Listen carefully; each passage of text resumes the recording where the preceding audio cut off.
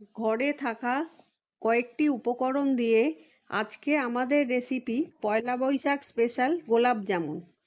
বানানোর আগে রসটা তৈরি করে নিতে হবে। এর জন্য লাগবে 1 লিটার জল, তার সঙ্গে 300 গ্রাম চিনি।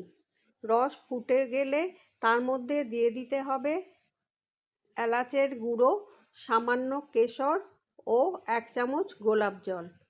এরপর ক্ষীরটা তৈরি করে নেব।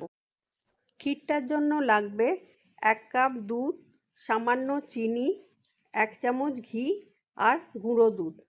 এবার সব কটা উপকরণ দিয়ে ভালো করে কড়াইতে নাড়তে হবে যতক্ষণ না শুকনো হচ্ছে।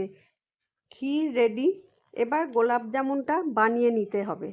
তার জন্য লাগবে 400 গ্রাম খোয়া ক্ষীর, 100 গ্রাম ছানা, 3 চামচ কর্নফ্লাওয়ার, হাফ চামচ বেকিং পাউডার, হাফ চামচ চিনি গুঁড়ো ও সামান্য এলাচ গুঁড়ো।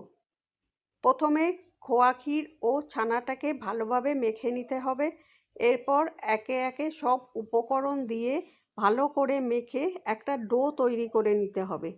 তারপর ছোট ছোট বলের আকারে গড়ে নিতে হবে।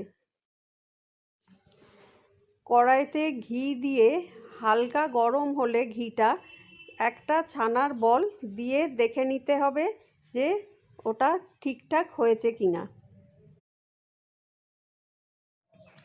পুরো ভাজা হয়ে গেলে ছানার বলগুলো একে একে তুলে নিতে হবে। তারপর যে পাত্রে রসটা আমরা রেখেছি সেই পাত্রে ছানার বলগুলোকে দিয়ে দিতে হবে। তারপর 2 থেকে 3 ঘন্টা ছানার বলগুলো রসের মধ্যে ভিজিয়ে রেখে দিতে হবে।